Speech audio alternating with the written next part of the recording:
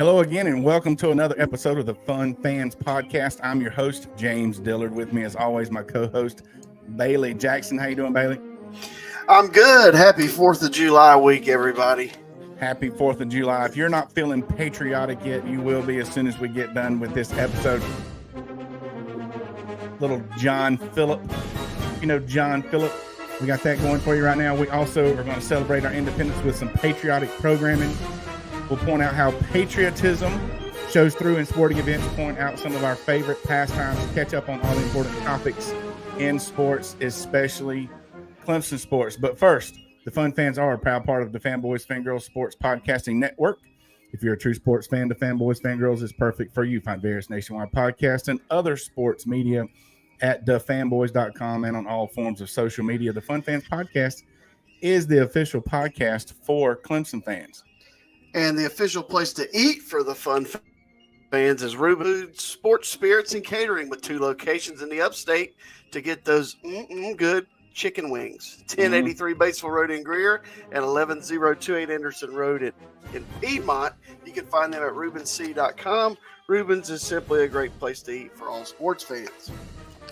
Fun Fans Podcast is also now brought to you by Ivy O'Sullivan Healthcare Services. At Ivy O'Sullivan, they are more than just chiropractors. Since 1977, this family-owned business, located in downtown Spartanburg, has been helping people with techniques other than the typical twisting and popping that can sometimes make people feel nervous about trying a chiropractor. I've been a patient my entire life, and I take my own children there as well. If you have an ache or pain, give Ivy O'Sullivan Healthcare a try. And if you mention the Fun Fans Podcast, they will donate 100% of your initial evaluation cost to their charity of the month. So call them at 864-583-3967. That's 864-583-3967. Or find them at ivyosullivan.com to feel better and function at your best. Look at there. You gonna kill the tunes? Yeah, okay. So this is not, y'all have heard Bailey when I'm having to, he's talking about having to do that at the same time. It's not the easiest thing, but we're going to make this a good show. And what we are going to have a little bit of clicking and doing. So we're going to talk about some patriotic stuff. And I'm not going to lie. The first thing that came to my mind, and this is bad, it's a little bit sad, but was how the country came together through sports after 9/11. And I've got a clip here that we're going to play to kind of introduce that. So give me 1 second.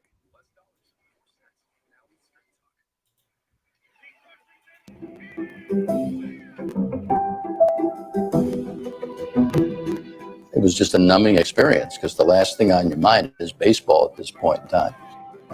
Nobody knew what to do or how to act or what was too much or what was not enough.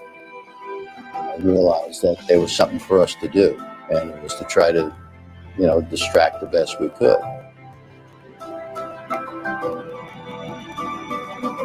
They said this NY on your hat represents more than the Yankees. I said it represents a city in New York.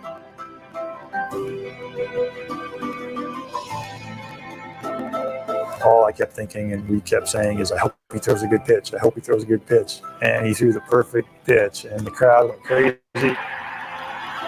It's almost like that perfect pitch started the healing process for everybody. And that feeling never went away.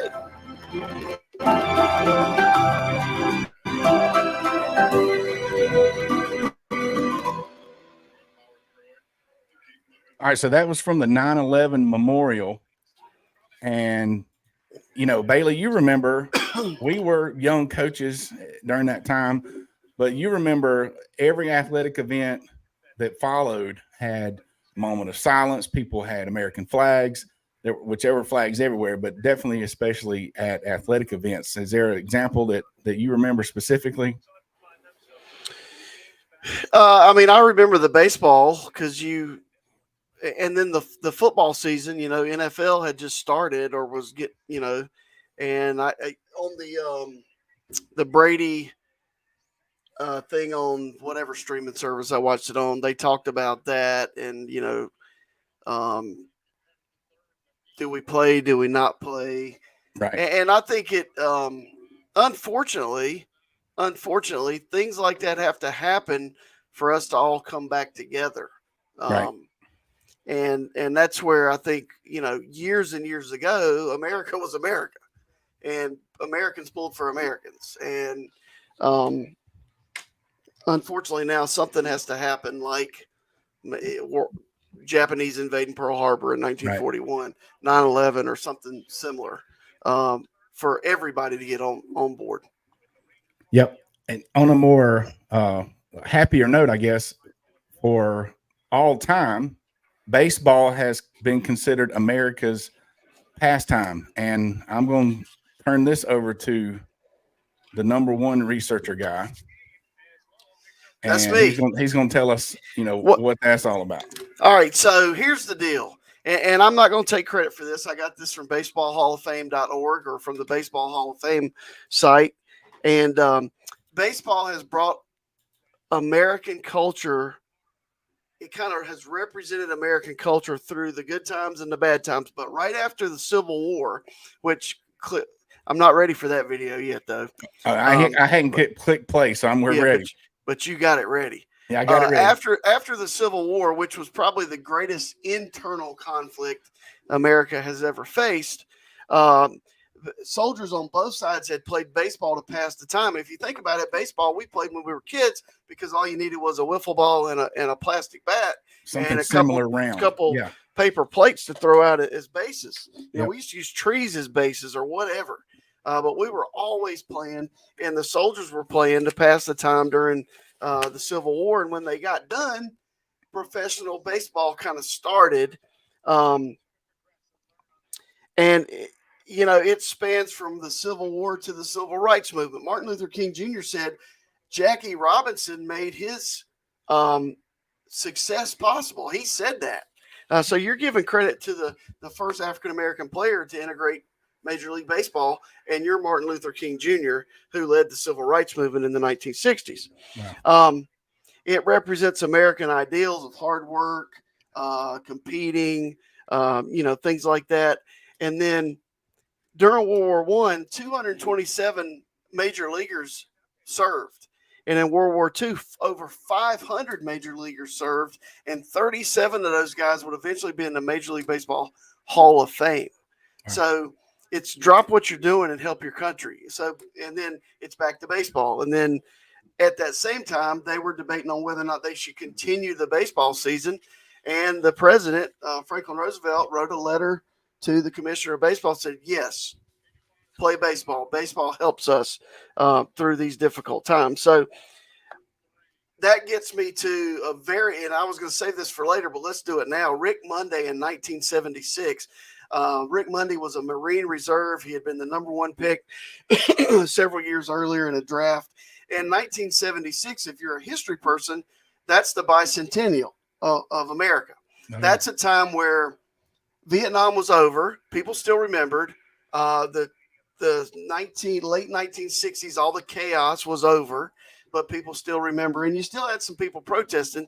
So these guys tried to jump out on the field and ran out on the field at Dodger Stadium with an American flag, and they proceeded to try to burn it. So here's a little video, a visual of that, and Rick Monday kind of saved the day.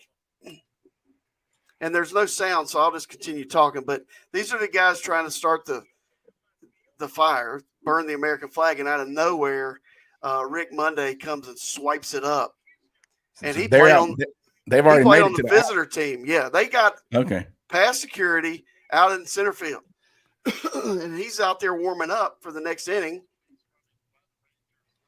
And he just kind of swoops in and saves the day. And his team ended up losing. But on the video board, well, as much as it was video, he got a standing ovation. And then later in the game, when he came up as a visiting player, he got a recognition on the video board. I guess it's more of a digital board because they didn't really do video boards. It said, Rick Monday, you made a great play today. And he's a visitor player. Oh, that's cool. Yeah. So that kind of represents the feeling that I have when it comes to baseball and America and 4th of July. And it's just something, I mean, we always played baseball as kids. Right. In the backyard. Exactly. Yeah, that's cool. And that's an awesome compliments story. of a site called the Vintage Composer on YouTube. So there's some pretty cool stuff on there. If you want to check it out, we need to give them credit. Awesome. That's yeah, I don't know that I've ever heard that story. Yeah. If you're listening to this audio only, you got to check out the video to see the video, and especially the Jumbotron from 1976. I remember the whole bicentennial deal. We were like little kids, but I remember that being a thing somehow. But anyway, very cool. So America's favorite pastime is baseball. Other very patriotic events. We talked about this on our last show because the Olympics are coming up this summer. Yeah. The Olympics is always a time where Americans generally pull for the same teams and or athletes. And we talked about this on our shows because it happens at Clemson does it really, really well. But the military appreciation events that sports organizations have, those are really cool. And those are extremely patriotic, especially a flyover. Everybody loves a good flyover. The jets right over the stadium, and it don't matter who you're pulling for or what you're doing, but that definitely gets your heart pumping.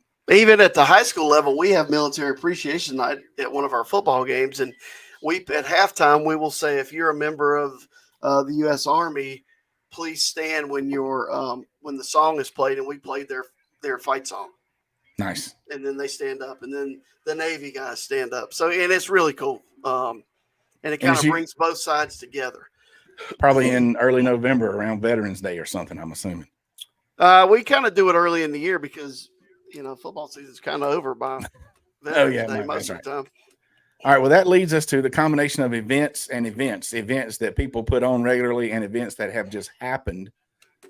We have the top 5, the Fun Fans Podcast, top 5 most patriotic events via sport. Number 5 is the national anthem. You play the national anthem before the sporting event. Sporting events is one of the, I don't know, I'm sure there are other times, but it's just something you do.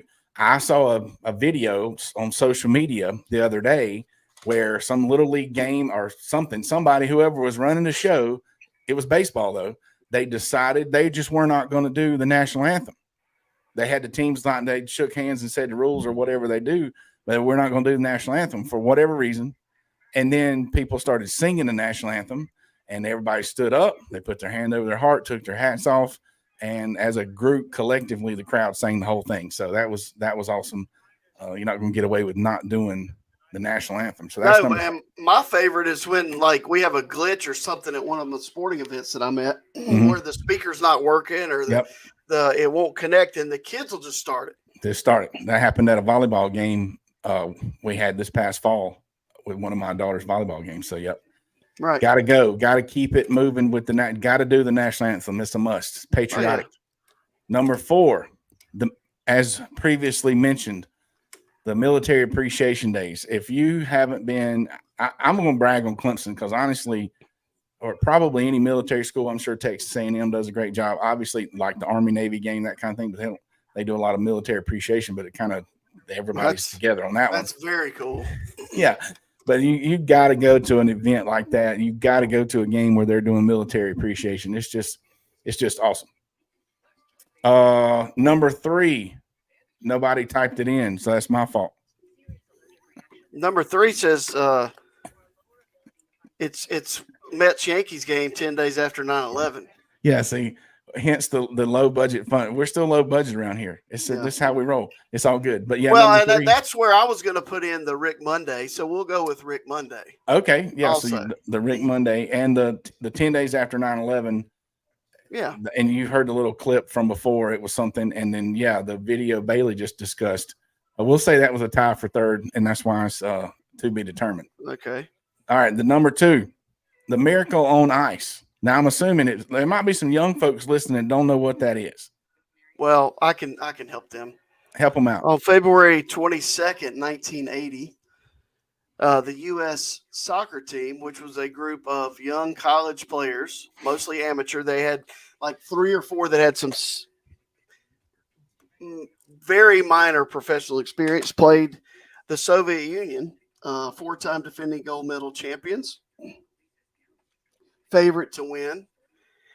And it's just a representation of the Cold War.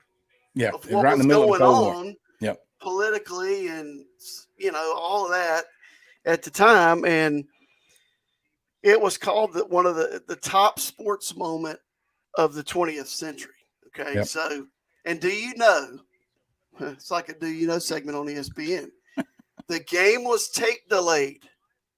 Yeah, I did see that. Yeah. Yeah, because they didn't want to break. So it was a 5:30 game. All right. First of all, that's in a time before everything centered around the television schedule. Television. Right. Right. All right. So it's 5:30, Lake Placid, New York. Are they going to jump in and show it live instead of now? It would be live, no matter when it was. But it was actually on tape delay. But it's still one of the most watched. It's the most watched hockey game in U.S. history. And it's Al Michaels. Al Michaels had been an announcer for years. He'd been with the Cincinnati Reds when they were the Big Red Machine, and he'd been UCLA's play-by-play guy when they were winning all these championships. But this put Al Michaels on the map nationally. For Do sure. you believe in miracles, James? Yes. Yeah, it was awesome. And they've made a movie about it. If you're not familiar, go watch the movie. It's a great movie. But that moment, very patriotic, middle of the Cold War, pulling off the upset on ice. Only, and this is what was pointed, it was not for the gold medal. It was in the semifinals. Yes. But it's like that was more important than the finals game. So that's awesome. And then the number one Fun Fans podcast, top 5 most patriotic events via sport. And I'm gonna have to clarify here the Pat Tillman story. Now, for me, the whole story obviously didn't end well in more than just him giving his life for his country.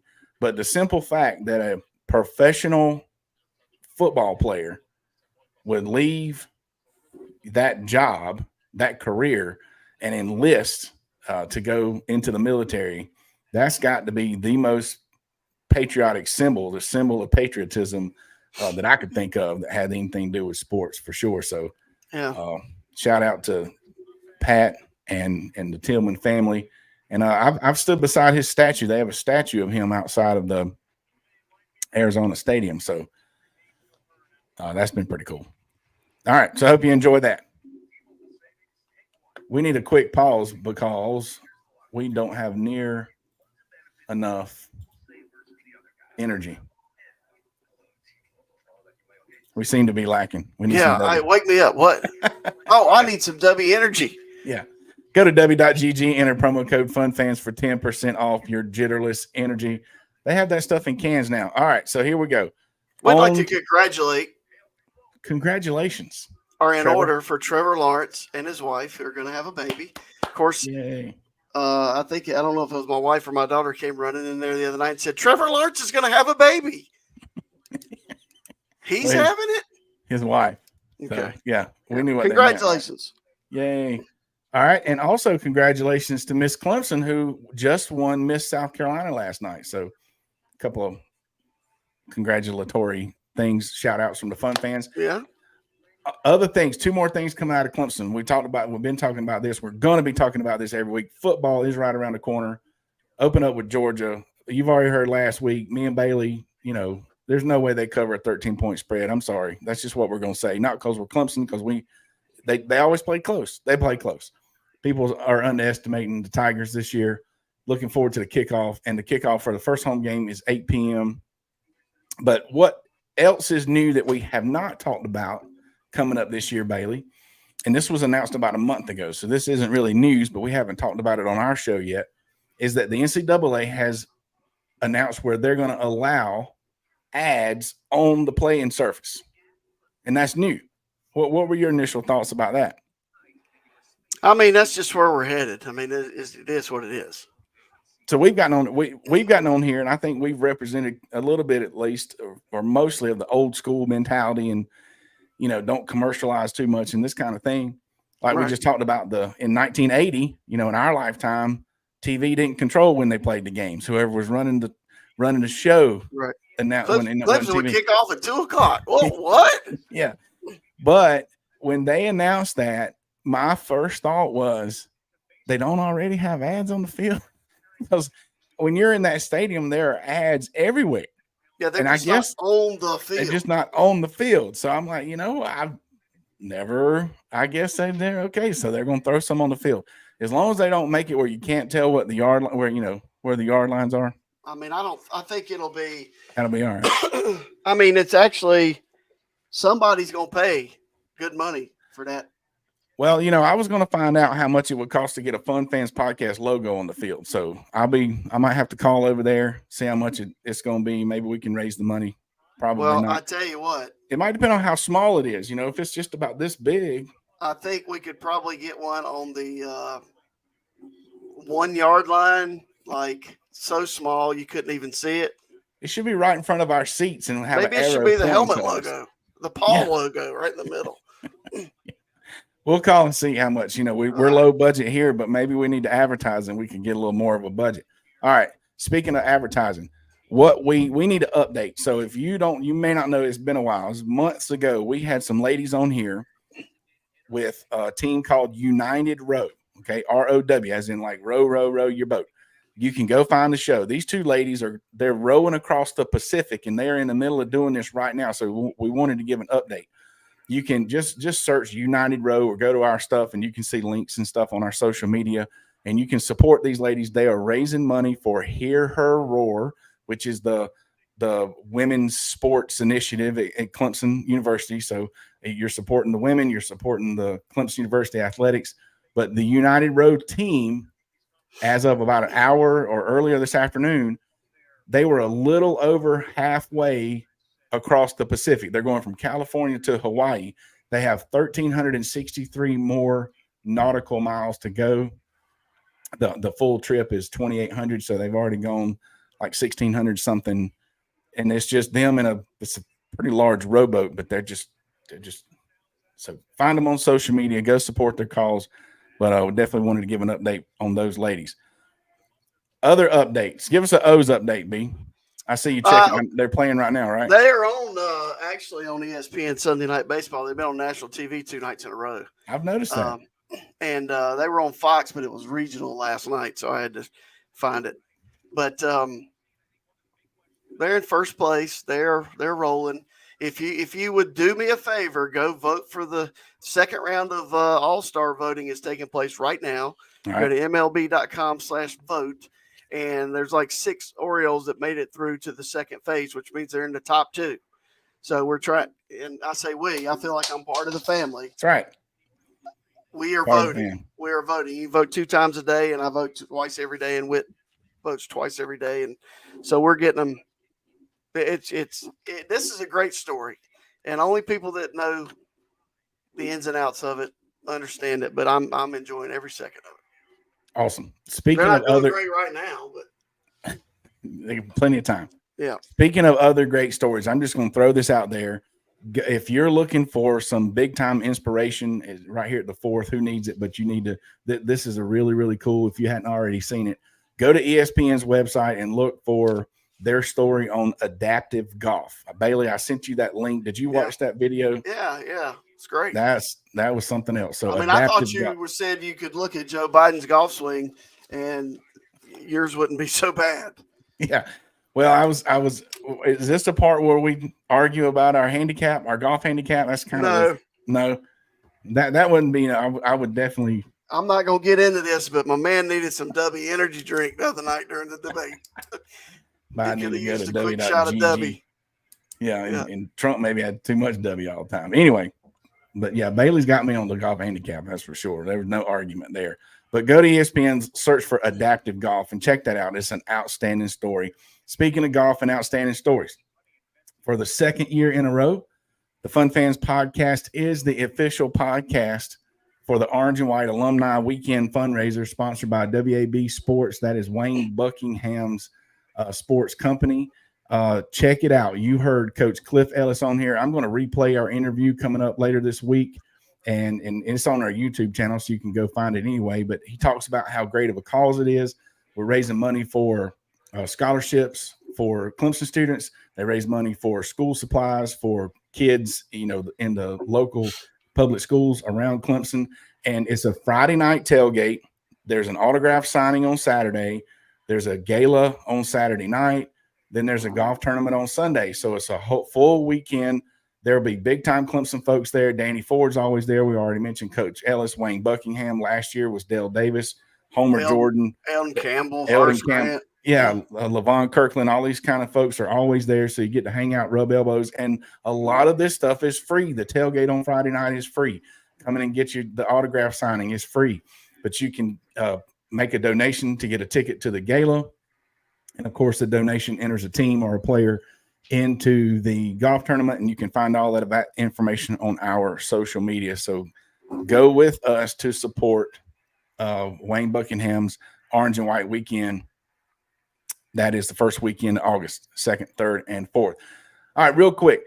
I didn't have time to do this last time, but we got a new sponsor, Ivy O'Sullivan. I just want to throw out a real quick testimony, and I say in the little spot for them that I've been going to them my entire life. I really have, and that's unfortunate for me, but it's good to have somebody like that I trust. And I want to tell a story that, people that know me know I've had 2 back surgeries. So it got to a point I was having major back problems. When you're going to a doctor, you want to go to somebody you can trust. You can trust Dr. Gabe and his team at Ivy O'Sullivan.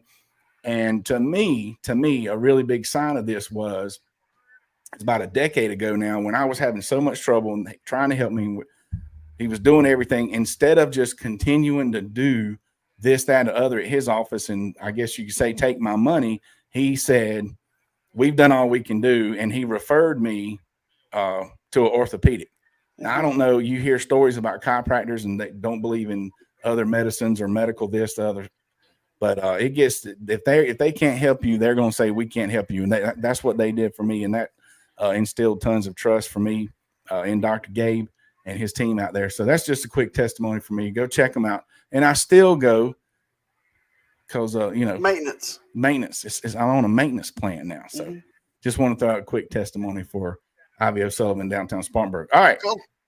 Hope everybody enjoyed the show. Hope everybody has a great 4th of July. Don't forget that we're, from the last show, we're in the 20s.0. Okay. If you want to know what to call this decade, and it's going to be a great decade. See everybody at the Orange and White Weekend in August. Bailey, did I forget something? You got anything else? I don't think so. Happy 4th of July, everybody. Be safe. 4th of July. Thanks again for checking us out each and every Sunday. Don't forget to click subscribe on the Fun Fan Podcast YouTube channel, as well as your favorite podcast platform. Follow us on social media, and please share. Reach out to become a sponsor on behalf of the Fun Fans Podcast, Jay Thriller Entertainment, the Fanboys Fangirls Podcast Network, and Bailey Jackson. America. Go America. Let's do it.